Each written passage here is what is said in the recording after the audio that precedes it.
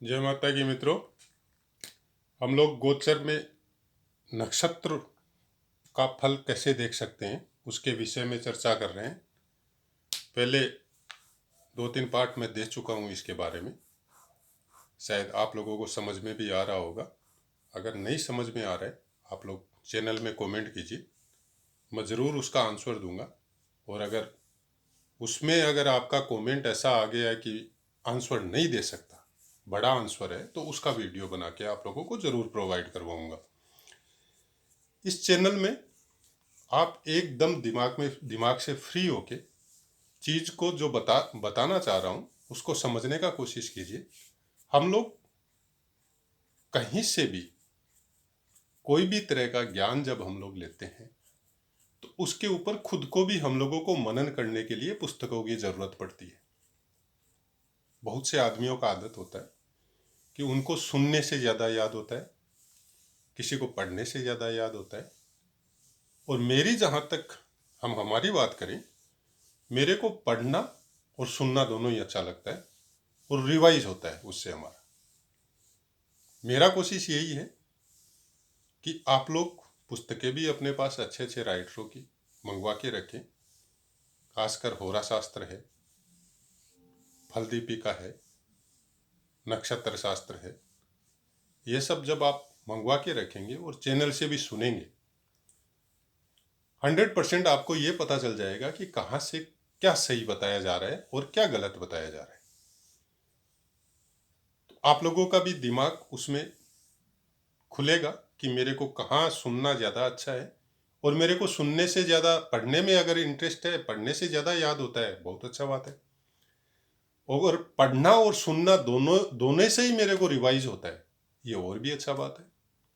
मेरा कोशिश यही है कि जो चीज़ हम लोगों को लिख के अपने पूर्वजों ने दिया है वही सेम मैं आप लोगों को प्रोवाइड करवा सकूं। मेरा जहाँ तक जो एक्सपीरियंस है या कुंडलियों के ऊपर जो अभ्यास किया है उसके विषय में जब बात करेंगे, वो तब करेंगे जब किसी का संपूर्ण फलादेश किसी कुंडली का करना होगा। उसके विषय में हम लोग चर्चा करेंगे, तब करेंगे कि ज्योतिषी के हिसाब से इसका ये फल होना चाहिए। लेकिन जहां तक हमने देखा है, हमारे एक्सपीरियंस के हिसाब से ये होना चाहिए। और उसके बाद में मिला के देखेंगे कौन सा सही है। आप लोग भी कोशिश कीजिएगा, अपनी कुंडली हो, अपने परिवार वालों की कुंडली हो, उसको समझने का, उसका फलादेश करने का कोशिश कीजिएगा। फर्स्ट हम लोग नक्षत्रों की बातें करेंगे और नक्षत्रों के विषय में ही जानेंगे कि गोचर में नक्षत्रों से हम लोग अपना गोचर शुभ है या अशुभ कैसे पता करें। बुध के बारे में आज बात करते हैं। आप लोग जानते ही हैं कि इस कुंडली में जो 97 की कुंडली है, मैंने डेट वगैरह आप जूम करके देख भी सकते हैं। इनका जन्म नक्षत्र शतभिषा है। शतभिषा पे मैंने यहाँ पे क्लिक टिक मारा हुआ है। और गोचर हम लोग चल रहे हैं 1 फरवरी 2021 का 7 AM गुवाहाटी का कुंडली मैंने बनाया हुआ है। इनका चंद्र कुंडली चंद्रमा के हिसाब से ही गोचर चलेगा। गोचर जब देखना हो तो चंद्र कुंडली के हिसाब से ही देखना है। तो चंद्र कुंडली इनकी कुंभ राशि की है, मैंने कुंभ से यहाँ पे इनका गोचर बैठाया हुआ है। तो बुध इनका लगन में बैठा हुआ है, अपने को कोई मतलब नहीं है, क्योंकि बुध शुभ है या अशुभ है वो अलग मैटर है, उसका अलग प्रिडिक्शन है। हम लोग खाली नक्षत्रों की बातें यहाँ पे कर रहे हैं। जब ग्रहों की बातें करेंगे तब हम लोग समझेंगे कि बुध का शुभ गोचर है या अशुभ गोचर है। तो बुध अभी आप लोगों ये इसको देखेंगे, इस दिन का गोचर को जब आप ऐप में या पंचांग में जाके देखेंगे तो आपको पता चलेगा कि बुध धनिष्ठा नक्षत्र पे गोचर कर रहा है। धनिष्ठा धनिष्ठा नक्षत्र इनका कहाँ पड़ता है इसमें आप देख लीजिए, आपको पता चल जाएगा। मैंने ये इनका 27 नंबर पे आके पड़ता है इनका जन्म नक्षत्र से। इनका जन्म नक्षत्र है शतभिषा, 24 नंबर पे, इसके ठीक पीछे धनिष्ठा है। इसका मतलब 27वां नक्षत्र पे इनका बुध गोचर कर रहा है अभी। शायद आपको समझ में आ गया होगा मैं क्या बोलना चाहता हूं। अब 1 नंबर में जो बुध का गोचर बताया गया है उसको कैसे देखें, तो 1, 2, 3, इसमें इनको बताया गया है कि बेचैनी रहेगी। 1 to 3 का मतलब क्या हुआ? जन्म नक्षत्र से 1 से लेके 3, जन्म नक्षत्र इनका शतभिषा है, तो शतभिषा, पूर्व भाद्रपद और उत्तरा भाद्रपद।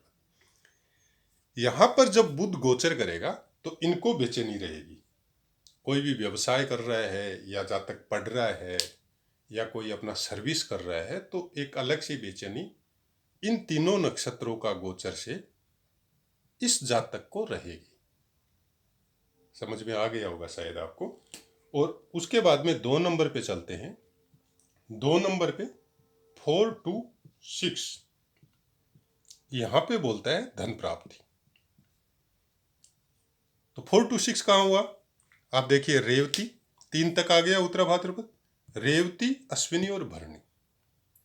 मतलब रेवती से लेके भरणी तक जब बुध गोचर करेगा तो इनको इस समय में धन की प्राप्ति होगी। वो कौन सा राशि पे गोचर करेगा वो मैटर नहीं करता है, मैटर करता है धनिष्ठा पे जो गोचर कर रहा है वो धनिष्ठा से लेके उत्तरा भाद्रपद ठीक नहीं है, उसके बाद में रेवती, अश्विनी और भरणी, इन पे जब गोचर आएगा इनका तो यहां पे इनको धन प्राप्ति होगी। उसके बाद में आगे चलते हैं 3 नंबर। 3 नंबर पे इनका है 7 to 12। यहां पे लिखा है परिश्रम से सफलता।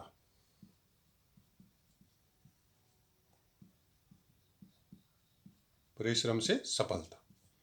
तो 7 to 10, 7 to 12 है। मतलब आपका यहां से जन्म नक्षत्र से गिनिए, 1 2 3 4 5 6 7, 7 से आ जाएगा आपका कृतिका से, 8 9 10 11 12 पुष्य नक्षत्र। मतलब कृतिका से पुष्य नक्षत्र तक बुध जब गोचर करेगा तो इनको परिश्रम करवाएगा, हार्ड वर्क करवाएगा, उसके बाद में सफलता देगा। ये नक्षत्रों का गोचर है। हो सकता है बुध उस समय आपका वृष राशि पे हो, कर्क राशि पे हो, कहीं भी हो सकता है। राशि से कोई मतलब नहीं है, आपको खाली नक्षत्र देखना है कि कौन सा नक्षत्र पे गोचर में बुध गोचर कर रहा है। अगर इन नक्षत्रों पे गोचर कर रहा है, कृतिका, रोहिणी, मृगशिरा, आद्रा, पुनर्वसु और पुष्य, मतलब 7 से लेके 12 नंबर तक अगर गोचर कर रहा है, कहां से 7 से 12? जन्म नक्षत्र से। ये जो अश्विनी, भरणी 1 2 3 4 दिया हुआ इनमें नहीं, शतभिषा नक्षत्र से देखना आपको, क्योंकि जातक का शतभिषा नक्षत्र जन्म नक्षत्र है। चंद्रमा इसी नक्षत्र पे था जब जातक का जन्म हुआ था, तो वहां से देखना है। वैसे ही आपका हो सकता है, आपका रोहिणी नक्षत्र हो तो आपको रोहिणी से देखना है सीरियली। किसी का हो सकता है अश्विनी हो तो ऐसे देखना है। तो इनका 7 से 12 तक परिश्रम से सफलता आ गया। अभी आप 4 नंबर पे आइए। 4 नंबर पे 13 to 17, यहां पे लाभ लिखा है। मतलब ये कोई बिजनेस में है, कोई वर्क में है, कोई सर्विस में है, तो उसमें जब 13 से, मतलब श्लेषा 13 हो गया, श्लेषा 14 15 16 और 17 हस्त तक। अब इसमें 9 नंबर नक्षत्र से 13 नंबर नक्षत्र, इसका सीरियली से, लेकिन शतभिषा से ये हो जाएगा आपका 13 नंबर से 17 नंबर तक। जन्म नक्षत्र से देखना है आपको, तो जन्म नक्षत्र से श्लेषा, मग्गा, पूर्वा फाल्गुनी, उत्तरा फाल्गुनी और हस्त नक्षत्र तक जब बुध का गोचर होगा तो यह आपको लाभ प्रदान करके जाएगा। और 5 नंबर पे आइए, 18 और 19, इसमें कुछ कार्य सिद्धि और कुछ परेशानियां भी आ सकती है, ये थोड़ा सा ध्यान रखिएगा आप। इसमें कार्य सिद्धि और परेशानियां दोनों चीज आ सकती है। तो आपको हस्त, तो चित्रा और स्वाति, मतलब चित्रा और स्वाति नक्षत्र पे जब बुध का गोचर आएगा तो आपको हल्की कुछ परेशानियां और आपको कार्य सिद्धि दोनों चीज होगी। उसके बाद में आइए आप 6 नंबर। 6 नंबर पे आप आइए, 20 से लेके 20 to 27, इसमें आपको धन, सुख, सब चीज आपको यहाँ पे बुध प्रदान करके जाएगा। मतलब 20 to 27। तो अब हम लोग चित्रा नक्षत्र तक यहाँ आ गए। फिर 20 21 22 23 24 25 26 27 18 और 19, मतलब सत दिशा से अपने को देखना है। तो 1 2 3 4 5 6 7 8 9 10 11 12 13 14 15 16 17 18 19 स्वाति तक 19 होता है। उसके बाद में विशाखा से लेके धनिष्ठा तक, मतलब 20 21 22 23 24 25 26 27 धनिष्ठा तक, मतलब विशाखा से लेके धनिष्ठा तक जो बुध का गोचर होगा, गोचर में जो बुध का गोचर होगा वो आपको धन सुख संपत्ति सब कुछ आपको देके जाएगा। मतलब देते रहेगा या देके जाएगा। शुभ गोचर जिसको सबसे बढ़िया शुभ गोचर बोला जाता है बुध का नक्षत्रों में, वो आ गया आपका विशाखा से लेके धनिष्ठा तक। ये आपको बहुत अच्छा फल देगा और आपका हर काम में सिद्धि भी प्रदान करेगा। अब उस समय अगर बाकी चीज़ भी आपको सपोर्ट कर रही है तो आपको 100% रिजल्ट ये बुध आपको यहाँ पे प्रदान कर जाएगा। आशा है आप लोगों को समझ में आया होगा।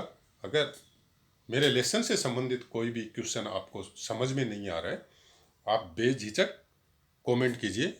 101% आपको आंसर मिलेगा, उसके लिए चिंता ही मत कीजिए। और नक्षत्रों के ही विषय में बात कर रहे हैं फिलहाल, ग्रहों की बातें नहीं चल रही है, क्योंकि नक्षत्रों का बहुत ज़्यादा इफेक्ट अपनी कुंडली के ऊपर होता है। उसको जब हम लोग पूरी तरह समझ लेंगे तो किसी का भी फलादेश करने में या हम लोगों को अभ्यास में जब आप कोई अपने घर की या अपनी पर्सनल कुंडली देखेंगे या इसके हिसाब से जितना हम लोग अभी पढ़ चुके हैं उसके हिसाब से भी आप अगर अपना अपना खुद का या अपने घर परिवार का किसी का कुंडली में जब आप गोचर लगा के देखेंगे तो आपको रिजल्ट का पता चलेगा। हर चीज़ का इफेक्ट होता है गोचर का। जहाँ तक मेरा एक्सपीरियंस है, मैंने जो देखा है, चाहे मेरे दोस्तों के साथ हो, परिवार के साथ हो, या बाकी कुंडलियों का मैंने जो अभ्यास किया है, गोचर का इफेक्ट कुछ हद तक शुभ गोचर या अशुभ गोचर से भी ज़्यादा होता है नक्षत्रों का गोचर में। आशा है कुछ समझने का हम लोग कोशिश करेंगे नक्षत्रों के विषय में, और उसी का प्रयास हम लोगों का चल रहा है और वही अभी तक चलता रहेगा जब तक हम लोगों का नक्षत्रों का पाठ समाप्त नहीं होता। तब तक हम लोग ग्रहों का गोचर या ग्रहों का शुभ गोचर या ग्रहों से संबंधित कोई बातें हम लोग नहीं करेंगे। पहले पूरी तरह नक्षत्रों को समझेंगे, उसके बाद में फिर ग्रहों में, दशाओं में, महादशाओं में जैसे जैसे आप लोगों के कमेंट आते जाएंगे, जिसके विषय में भी आप लोगों को जानकारी चाहिए, अष्टक वर्ग की जानकारी चाहिए या वर्ग कुंडलियों की जानकारी चाहिए, सब हम लोग बातें करेंगे। लेकिन वो आपकी इच्छा पे निर्भर है, आप लोग क्या किस विषय में ज़्यादा बातें करना चाहते हैं, उसी विषय में हम लोग आगे बढ़ेंगे। जय माता की मित्रों।